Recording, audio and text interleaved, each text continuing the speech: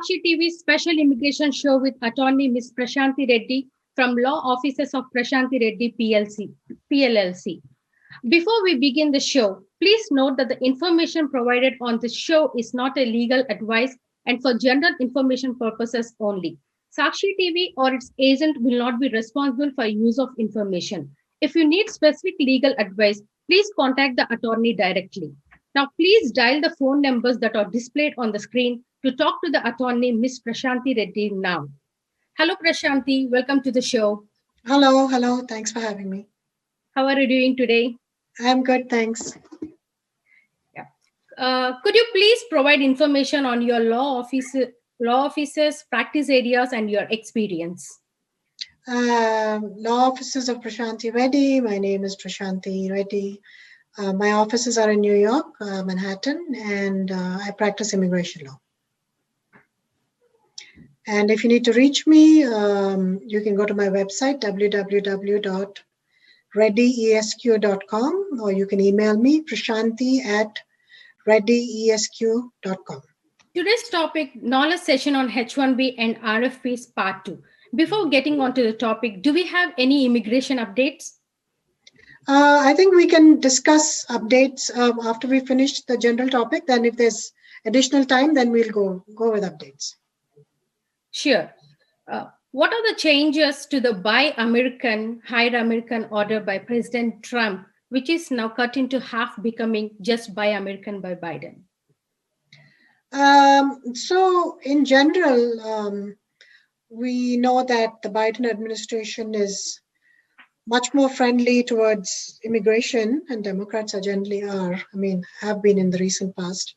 When compared to the Trump administration, there have been a lot of news articles also as to how the Trump administration was trying to pretty much not just asylum and family-based immigration, but was completely trying to end H1Bs and tried as hard as possible to end H1Bs, starting right from that memo that you mentioned, Buy American memo.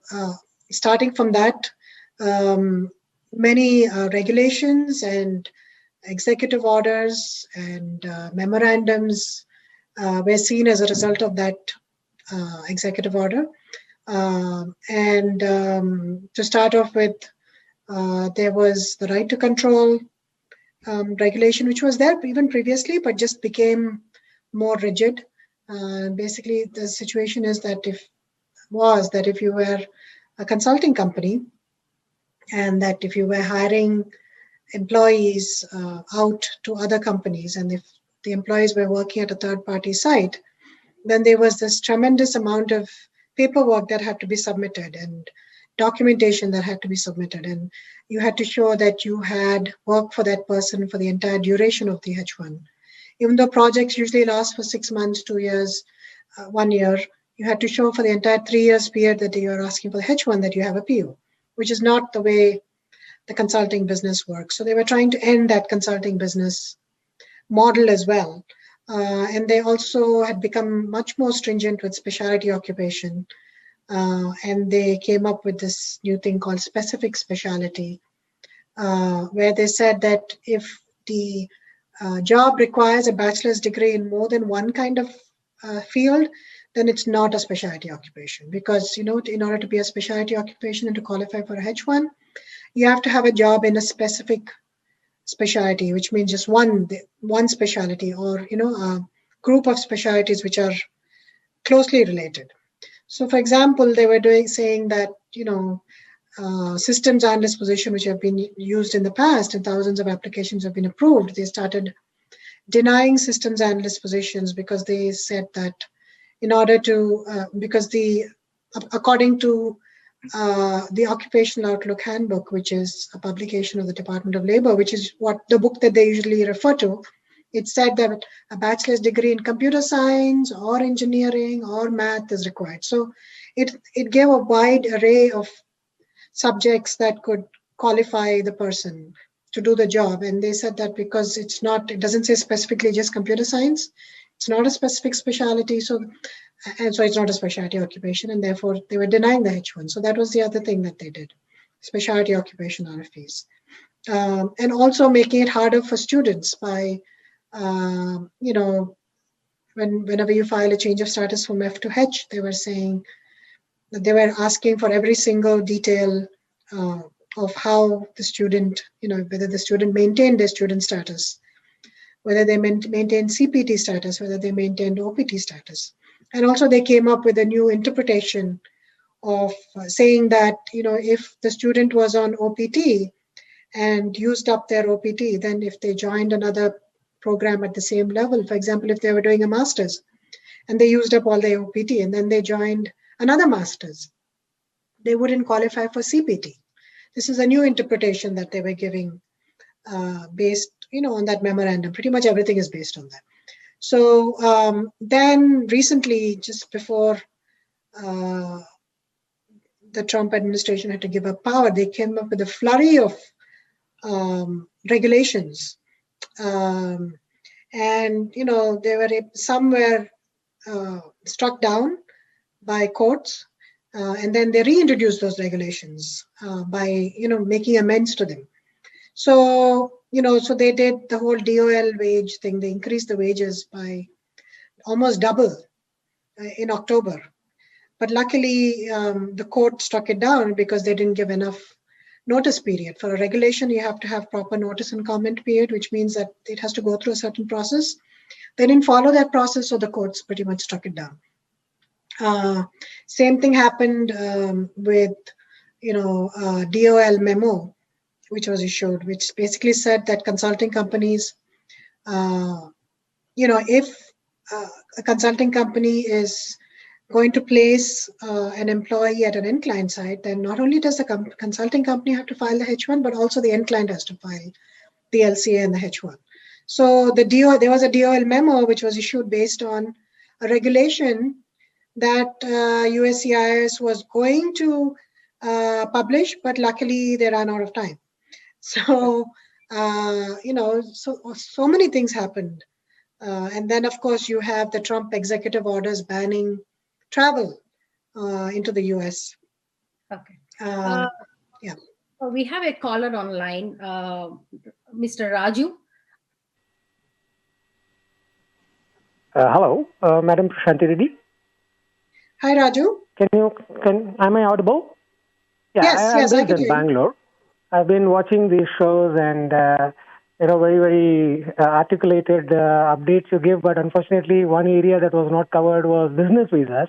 So I'm not sure if I'm allowed to ask, but I just quickly wanted to know, with all these new immigration changes that are happening, with the new government in place, is there any impact on the business visas especially for Indians? So yeah, with reference to business visas, the impact is that you right now, because the consulates are closed simply because they're closed because of COVID.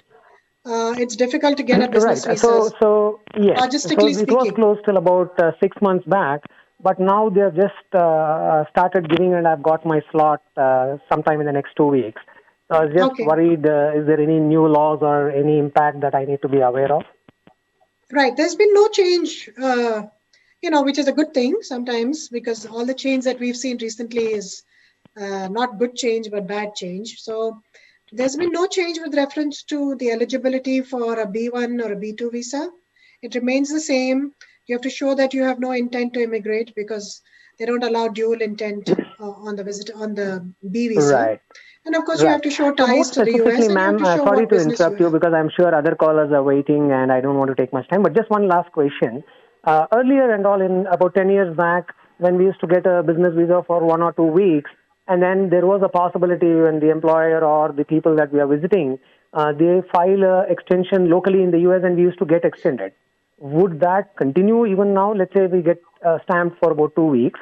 Extension of business visas will still be available, or any advice from your side on that?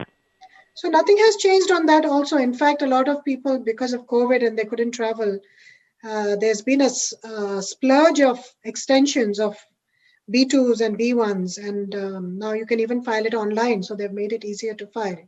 So regulations haven't changed. You can stay for a maximum period of 6 months, 1 year, with increments of 6 months on a B visa. So you can, after you come here, you can always file for an extension of up to 6 months at a time. Okay. Yeah. Thank you, Raju. We have other caller, Rohit from Texas. So let's take this call. Hi, Rohit. Hello. Hi. Hi. Go ahead Hello. with your question. Hey, I just want to check with Prashanthi about the Dropbox, on the Dropbox. So I heard there is no appointment. I mean, I guess the Dropbox are open. So is there any specific reason, or is the Dropbox open for only emergency cases, or it's open for everyone? The Dropbox is open for everyone. That hasn't changed. And as long as they don't see that they have a reason to interview you personally, then you can get it via Dropbox. The requirements for Dropbox is not changed. Okay, one thing related to the Dropbox. If the employer is changed, I guess that's still qualified with the Dropbox, right? If both the H1 and the H4 both. So if you previously had a visa, it's called visa revalidation, right? So as long as you previously had a visa and you're revalidating it, no matter what the situation is, you still can apply for a Dropbox. Yeah. I mean, Dropbox, because the employer has been changed. Earlier it was employer A, now it's employer B. So my question is, even both the principal, like the H1B and the dependent H4, both are eligible for Dropbox, right? That's correct, because they go together, but they can always, that is discretionary. Remember, the Dropbox is always discretionary, so they can always, ask you to come in person, even if you're eligible for Dropbox. Okay. Yeah, thank you, Rohit. We have another caller, Ravi from Iowa. Hi, Ravi. Hi. Hi, go ahead with your question. Thank you.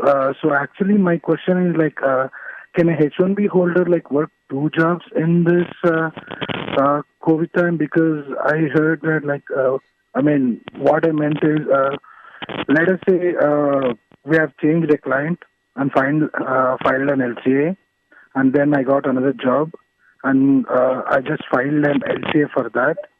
And can I work both jobs working from home? Or how should I do amendment in this case if I take 2 jobs? So it depends. If you're for example, working for a consulting company and you're doing both the jobs under that same employer, right? You have 2 different projects. If that's the case, then you can just add both the projects to your LCA if the work locations are different. If the work location is same, you really don't have to do anything specific.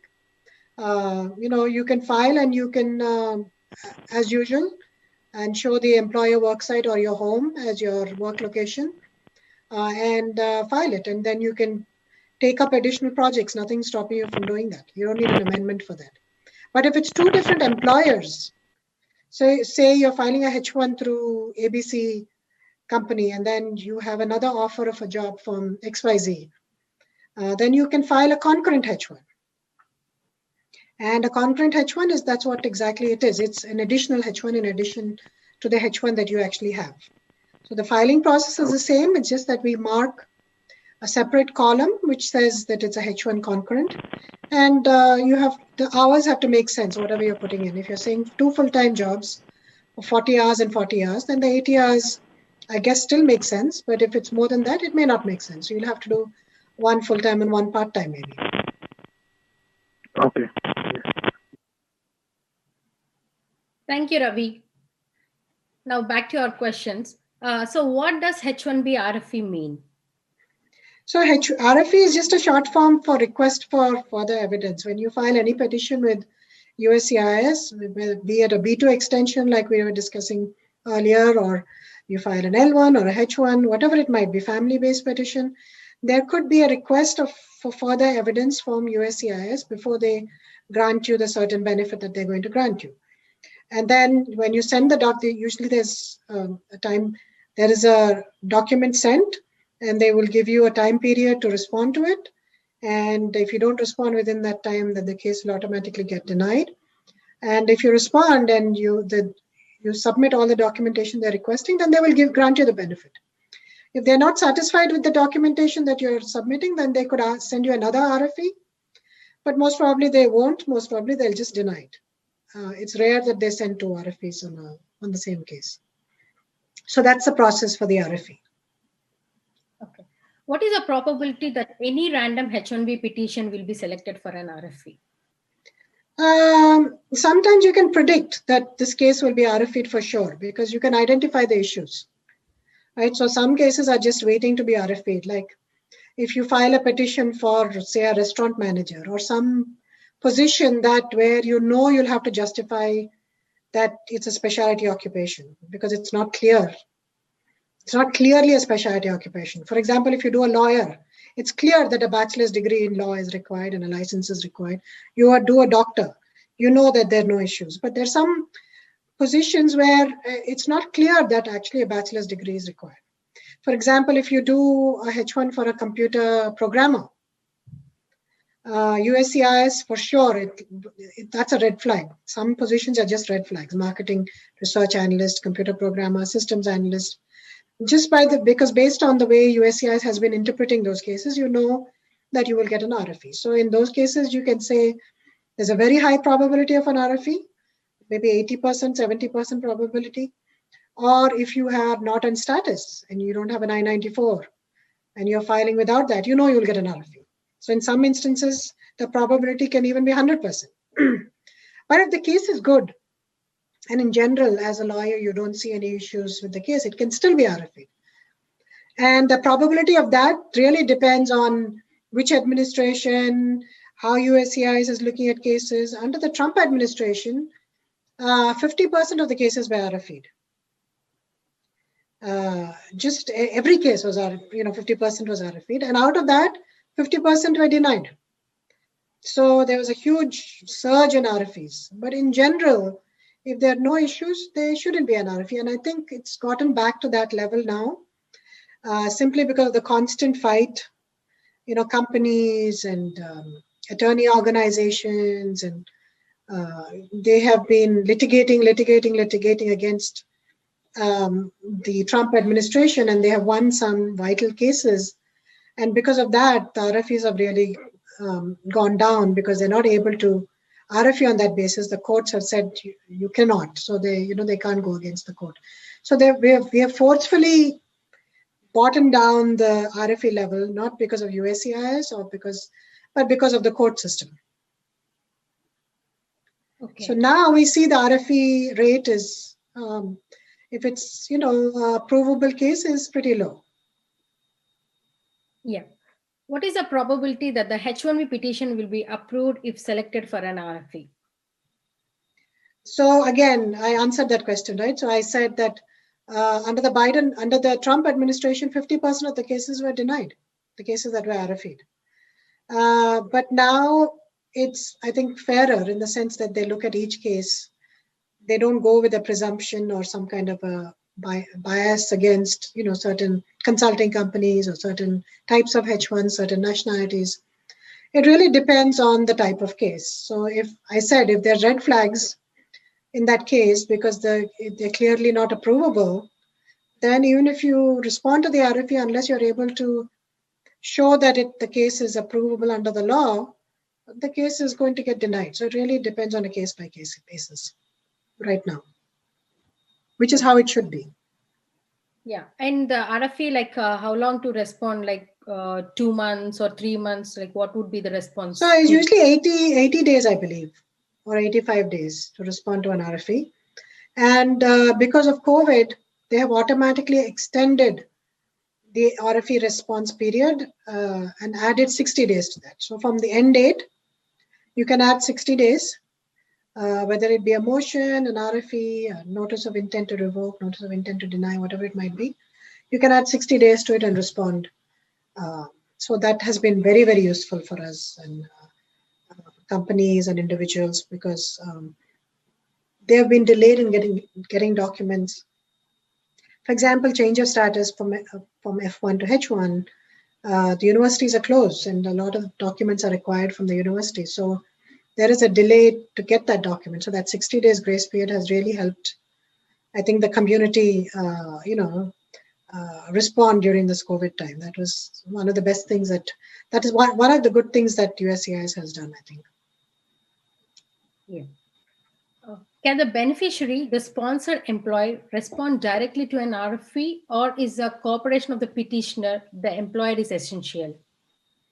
So H1B is a petitioner-based case. It's not a beneficiary-based case. So the beneficiary is not filing the case. It is the company or the petitioner that's filing the case. So a beneficiary, unfortunately, has no say. Is not a party in this transaction, so they cannot respond. Only the petitioner can respond, and if they decide not to, then even though it's the beneficiary that's affected and might go out of status, unfortunately, that's how it is. Okay. So is it a luck to be issued an RFE? If yes, why? So as I said earlier about RFEs, that some of them are random, but some you can predict. So as an attorney also, we try to file, since any attorney who has experience doing this, we can predict. And that's why we file certain documents we think are essential when we're filing a H1 in order to avoid an RFE. And those documents are, if you're again in the IT space, your basic documents like that, whichever space you're in, degree copies, you have to show that the person qualifies. So how do you show? You have to show that he has a degree that is related to the position. So if you don't submit a degree, you know there's going to be an RFE. So there's no luck there. Or if you're working, especially in the IT sector, you have to show that a job is available, that you're not filing a frivolous petition. In order to show a job is available, either you have to show what kind of business you're in. You have to show what kind of job the person is going to do. You have to document that. If he's working for a client side, you have to show the PO, the purchase order. If you don't have that, if you don't submit it, you know there's going to be an RFE. So there's no luck involved there. But sometimes you submit all the documents and still you get an RFE. That's where luck is involved. So sometimes that happens as well. Those are just random RFEs where, I guess USCIS has some kind of a quota that they're trying to fulfill, and they randomly select some cases for an RFE. That's possible. So with good documentation, there will be a decrease of the risk of RFE. Absolutely, absolutely. So that's why we never file skeleton petitions, and we often fight with our clients to make sure initial petition itself is well documented.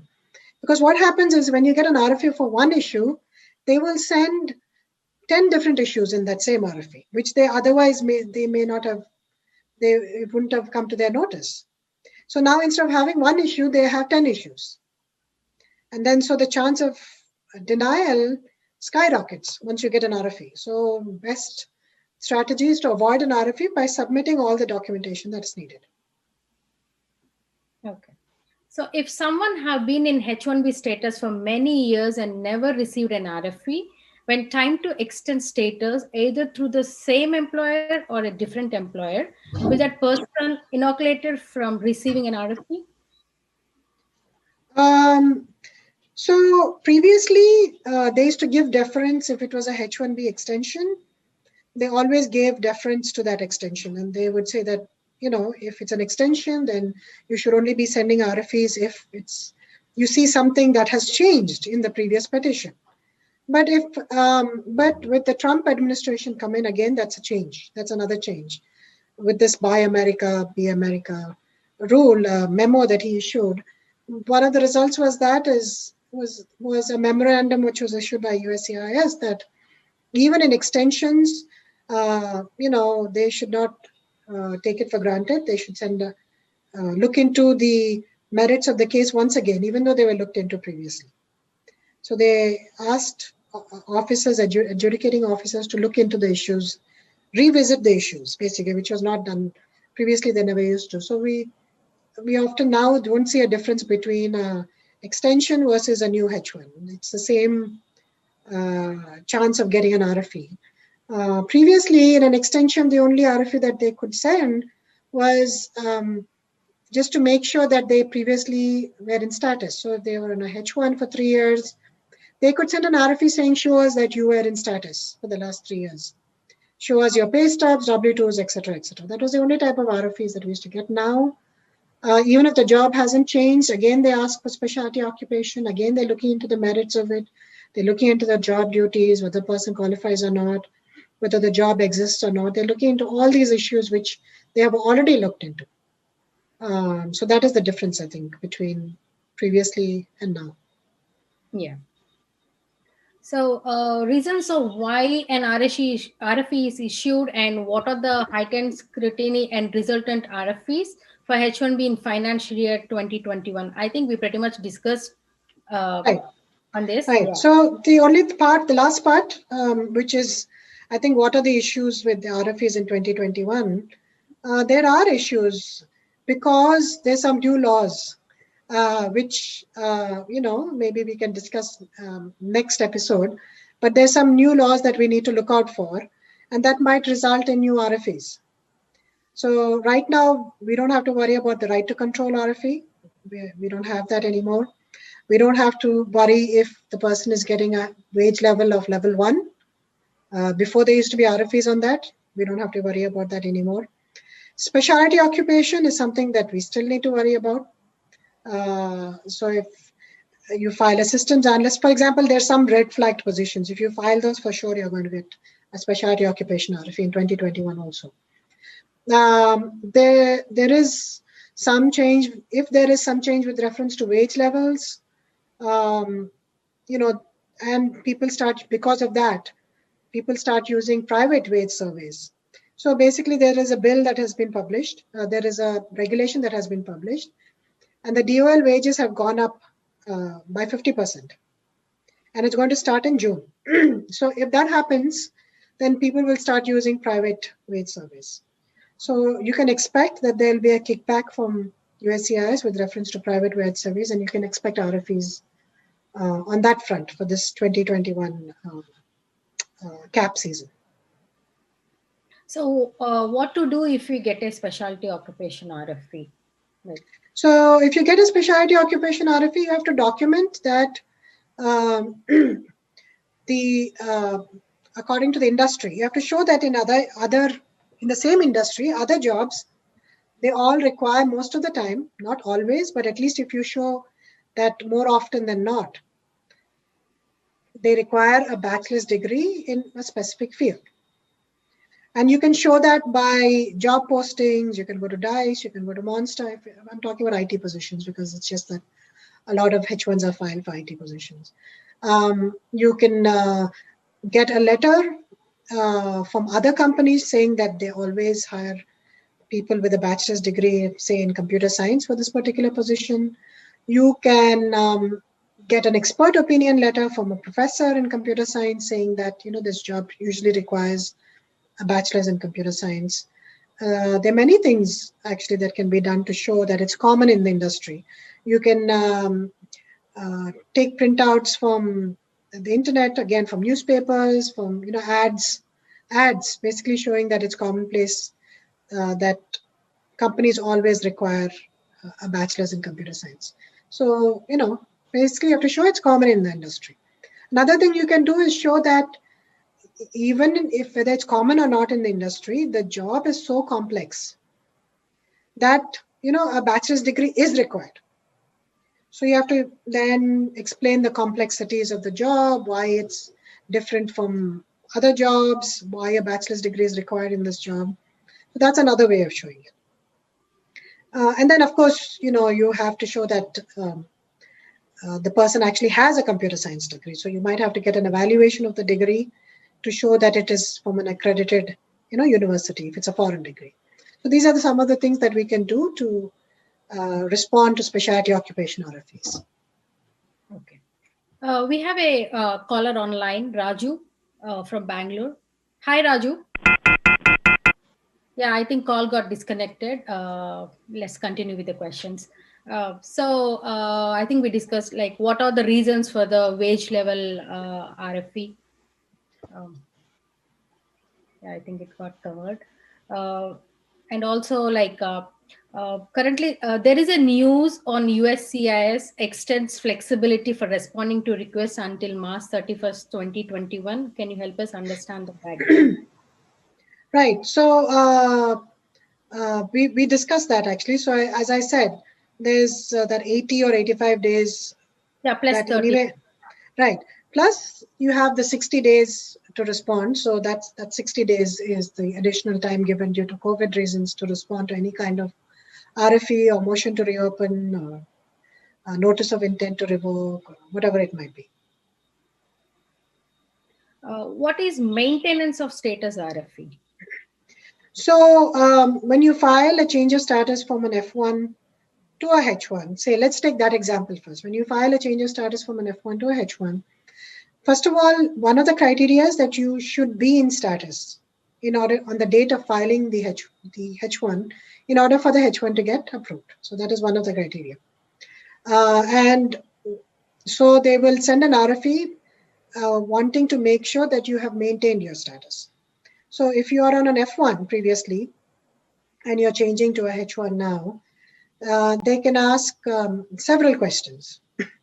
One is if you're on an OPT, they can ask questions on whether you met the requirements of your OPT, your optional practical training. Optional practical training, you're supposed to be at least volunteering. You can work for free, but at least there has to be some work. So they will make sure, they will ask for a letter from the employer wherever you worked. If you worked paid, then you can provide pay stubs and W-2s. If you volunteered, then you have to show that you can get a letter from the employer saying that you volunteered or interned at their office. And also the work has to be it has to be related to your job. So you can't work in a gas station if you're an IT professional. That will not you will not meet the requirement then, and you'll violate your status. So that's, for example, if you're an OPT, that's what they're looking for. Similarly, if you're in a CPT, they want to make sure that you receive the CPT through valid grounds, meaning what's happening is a lot of students, because they are not getting picked in the H1B cap the first time, second time, and they don't want to leave the country, they keep doing courses. So they'll go from one master's to another master's, and they'll take CPT because they want to continue their employment, and the STEM OPT is only for, even if you're a STEM person, if you qualify, it's for 3 years, but still it gets over at some point, right? So if they want to continue extending their job and they didn't get their cap picked or whatever the problem is, they take CPT immediately upon joining the organization. It's called day one CPT. Or even if you don't take CPT day one, but you take it 3 months later, whatever the reason might be, whenever you take it, whatever the timing might be, they will send an RFE asking for whether you maintain your CPT or not. First thing is whether you're eligible for CPT. So they'll ask you to show that the CPT that you took was an integral and essential part of the course that you were taking. So if you're doing a master's in computer science, you have to show that the job was an integral and essential to your course. You can show that by showing how the job was related to the subjects that you were taking. You can tabulate it, do it in a tabular form and show these are the jobs, this is the course that I was taking, this is how it is related. Also a letter from the university or a brochure from the university showing, stating that it was an integral and essential part, and that the coursework is such that it cannot be learned unless there's a practical training aspect to the course. So that's how you show that CPT was required. Also, one of the RFEs that we were getting on CPTs with the new administration, as I mentioned, was that they said that if you took OPT 1 year and the OPT period is completed, you use the maximum OPT period that you qualified for, and then you did another master's level, meaning you didn't go to a higher level. If you went to a higher level, such as a PhD, you get an additional OPT period, right? But if you do another master's, what they're saying now is, the law establishes that you cannot get another OPT period.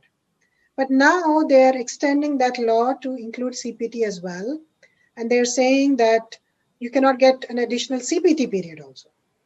They're extending it to CPT as well, that interpretation of the law. So we've received some denials, RFEs, when people have changed from one master's to another master's and immediately taken CPT. So that's something that students should be aware of and be wary of before you decide to take CPT. So that's one thing with CPT. Now, another status question that we get for the students is, oftentimes, especially when they're on CPT, they're studying in a different state and they're living in a different state because they're working in a different state. So they send extensive RFEs asking how you can possibly work in one state and study in another state. Right. And they are questioning this because they want to make sure that you're not doing online classes, because you can only take 2 online courses per semester.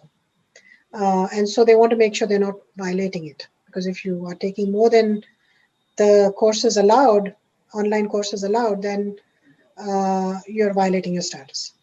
So then we often show documentation because then the way these universities have classes, they usually have them on weekends or Friday, Saturday, Sunday. That's how they have, they've organized their curriculum. So we show that, they fly on the weekend or they drive. So you have to show flight tickets, hotel bookings, parking, to show that you've actually gone to class. And of course, attendance records from the university, assignments that you've submitted in person. So there's a whole list, sometimes it goes to hundreds of pages, documentation that we have to show.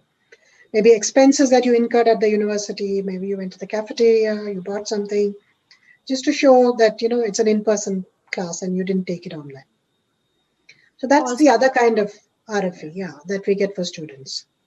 So I think these are the main RFEs you get for students. Now, maintenance of status can be for any status. It could be if you're on a B2 and you want to maintain maintenance of status RFE would be pretty much your I-94. They want to make sure that you were on your I-94 and it hasn't expired. So you have to submit an I-94. So if you don't, they'll send you an RFE asking for proof of maintenance of status.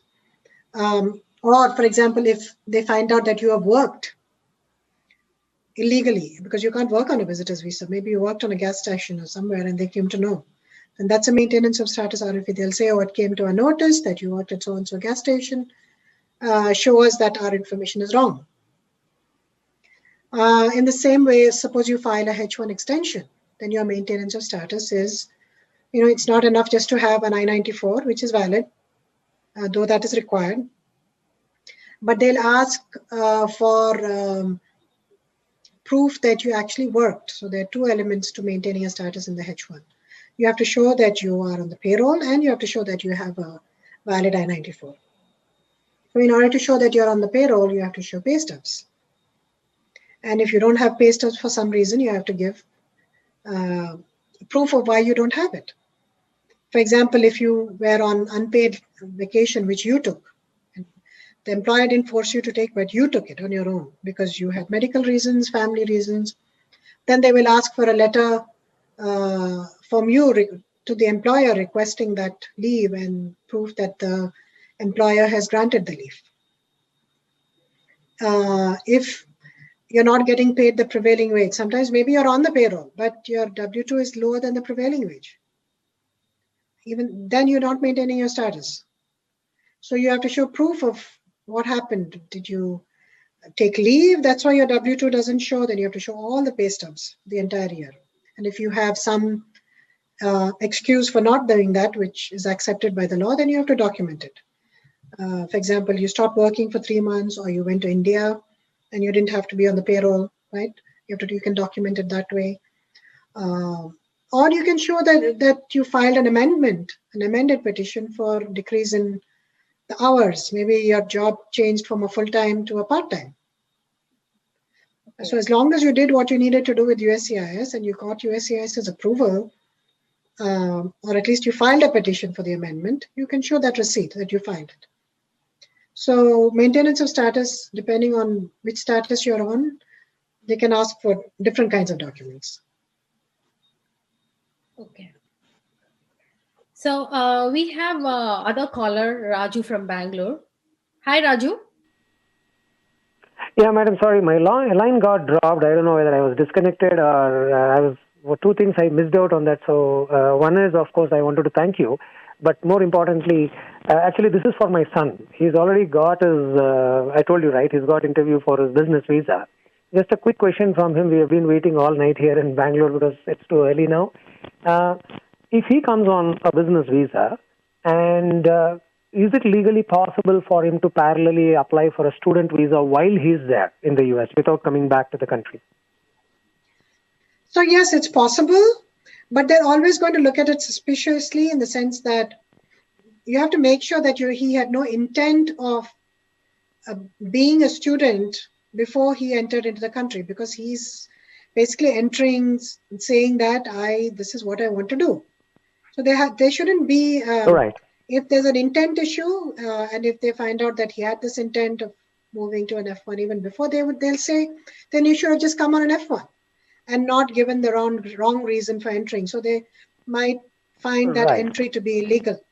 So in order to avoid that issue, then it's better to wait for maybe 60 days or 90 days before you file for a change of status. Because of this COVID, we lost about 6 months of all this education planning and all here in India because the embassies were not there.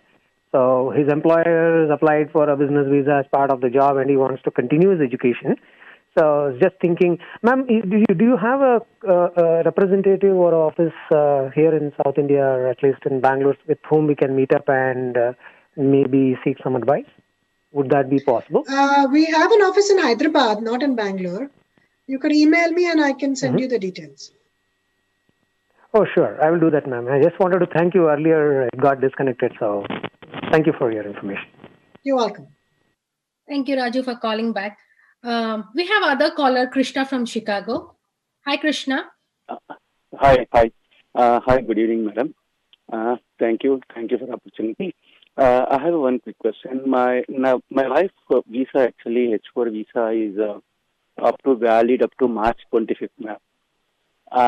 If she wants to plan I don't know whether, is there any grace period to stay one more 10 days to go India, or before 25th she should leave the country?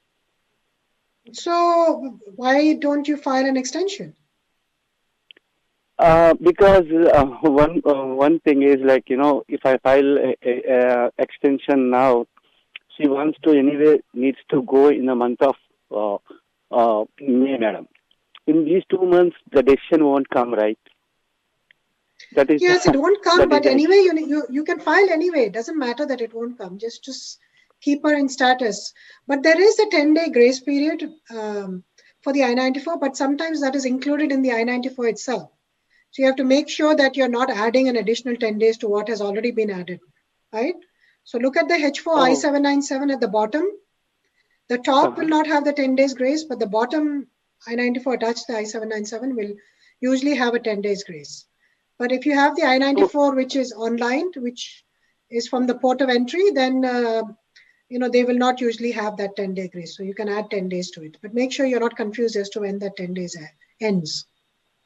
Okay. Otherwise, you said that other way, like, we can apply extension here and she can, without decision comes, if she travels to India, is the visa getting the needs to go for stamping again in the consulate in the Hyderabad? Yes, because the thing is, if she doesn't have a visa, how is she going to come back? And the visa would have expired, right? So the filing here becomes null and void. When she leaves, it becomes null and void because she has to be in the country for it. She has to at least come back into the country. So how will she come back without a visa? So, and anyway, for a H4, you don't need to have a 797 filed initially. So you can just come back, go to the consulate directly, get a visa and come back in. Oh, okay. So that is the best way. Before applying only, she needs to travel. That is the best way, right, madam? Right. So instead of saying that additional time, she should leave earlier if she plans to leave anyway. Or she needs to file for an extension. Oh, okay. Thank you, Krishna.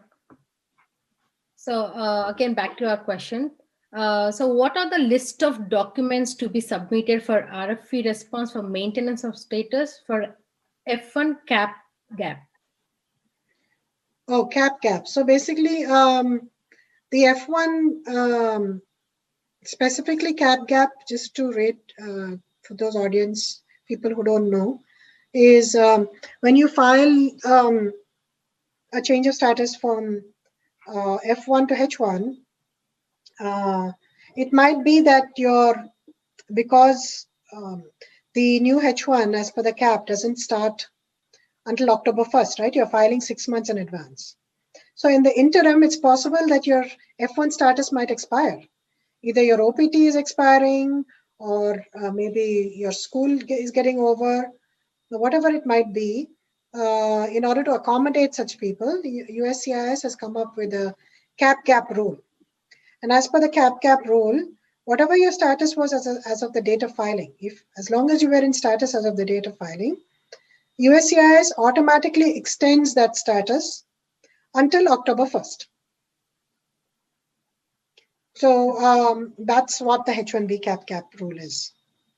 And in order to make use of that H1B cap gap rule, the only thing you need to do is submit a copy of your H1 petition which you filed, or a copy of the receipt to your DSO. So that's the requirement for the H1B cap gap. So suppose you're on OPT, and even if your OPT expires during that time, you can still continue to work because your OPT has been artificially extended as per the H1B cap gap. If you did not have OPT at the time of filing, then if you get it later, and if it expires, then you cannot work, obviously. So whatever your status was as of the date of filing, that will be your status. Okay. So sometimes they send RFEs. I don't know when they send RFEs really for a cap situation. They might send an RFE saying, prove that you're in status. And if you're working and you continue to work, then they might say that prove that you contacted the DSO or something like that. But usually cap RFEs are rare. You don't usually get an RFE saying prove that you've been approved for a cap because there's an automatic approval. Okay. As long as you inform the DSO.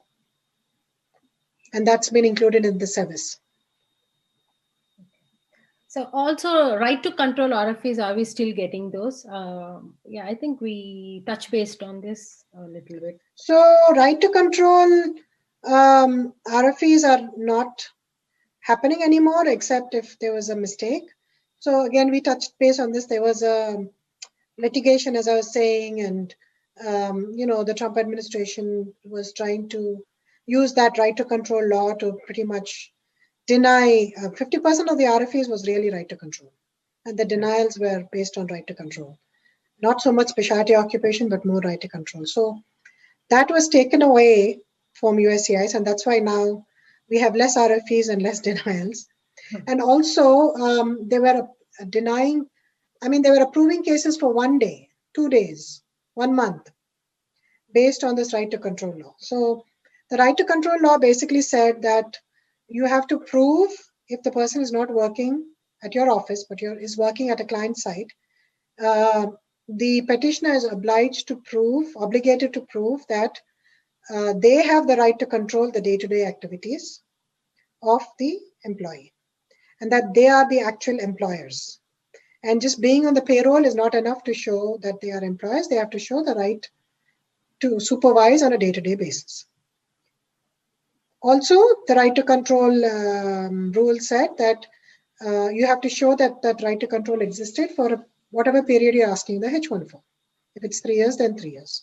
So that led to a flood of RFEs asking for right to control documentation.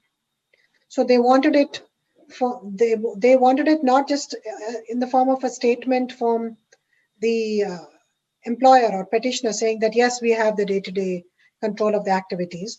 They wanted it from the client, from the horse's mouth, from the client. So we had to get detailed in-client letters saying that, the person has the employer has the right to control and not us. The employer has the right to hire and fire, not us. The employer has control of the general duties of the beneficiary. The employer has the right to reassign the beneficiary to a different project. We don't have that right.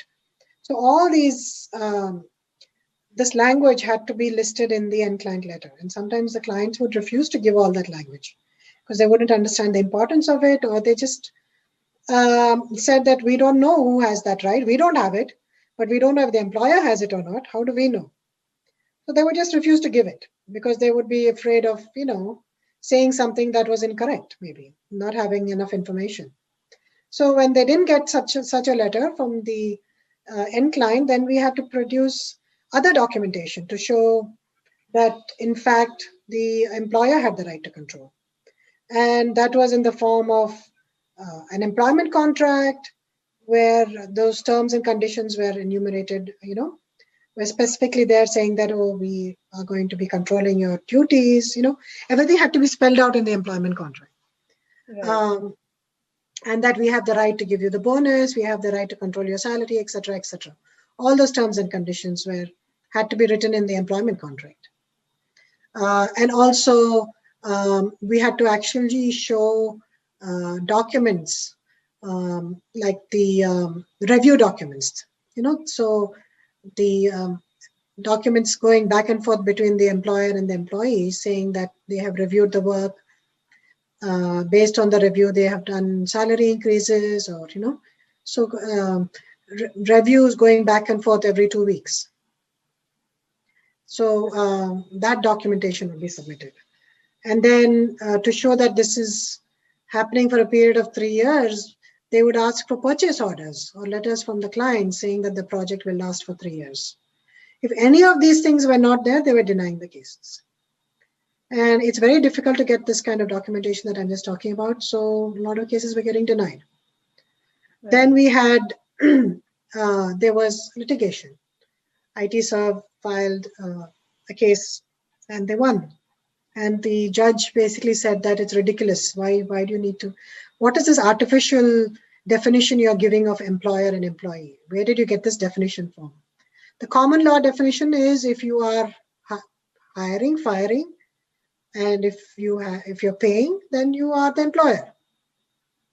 So nothing else is needed. So everything went out of the window. And now we're not seeing, neither are we seeing short, and they also said you cannot give short 1 day, 2 day H1 approvals. You have to give the H1B approval for the entire 3 years. If you're not giving the H1 approval for 3 years, you have to give reasoning behind why you're not giving it. So, so that is now we are seeing 3-year approvals, and we are not seeing RFEs for right to control anymore. But the USCIS tried to reintroduce this whole concept recently through the DOL, as I was talking about.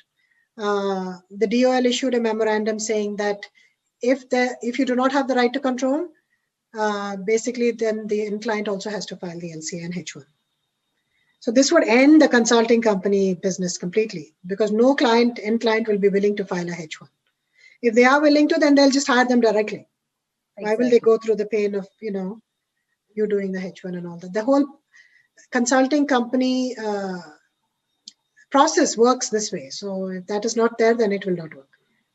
So they tried to do that, but luckily the Trump administration did not have enough time to publish that regulation. They didn't do it on time. They didn't do it by the 20th. So the regulation was automatically rescinded by the Biden administration because they said that if it is not published, then it has to be rescinded. And the DOL memo they talked about this also had to be withdrawn, the press release, because there was no regulation. So there's no basis for the DOL thing as well. So that's what happened with right to control. So they keep trying to introduce it and keeps going away, and then they try new ways of introducing it. But I'm hoping now with the Biden administration coming in, I'm hoping that they won't go after consulting companies in this way. Sure. And the last question, what is a golden immigration message to our viewers? I guess what we need to do is we need to document. So we need to document our cases properly. Sure. We need to make sure that USCIS does not have an excuse to deny, right? So I think providing upfront complete packages with all the documentary evidence is important. That's one thing. Second, we've learned from this present administration that the only way to get the rights that are ours, and the only way to make sure that we get our immigration benefits is to litigate. Don't be afraid to litigate in federal court, because otherwise USCIS will not listen to us. So we've learned that lesson, and there's been so much immigration-based related litigation, and 90% of the litigation has been in favor of against USCIS. Sure. So all the decisions have come out against USCIS. So don't be afraid to litigate. For example, H4 EADs, H1B wrongfully denied cases, litigate. And what is happening is that USCIS is withdrawing, is not even waiting for the decision from the judge, but is approving cases. Okay. Because they know they're already in the wrong. Sure. Yeah, I think we can talk more about this in our next episode. So thank you, Prashanthi Reddy, for joining us today and answering the questions on the H1B and RFEs. And that's the end of the show. Please do follow us every Wednesday on the same time. This is Kalpana signing off.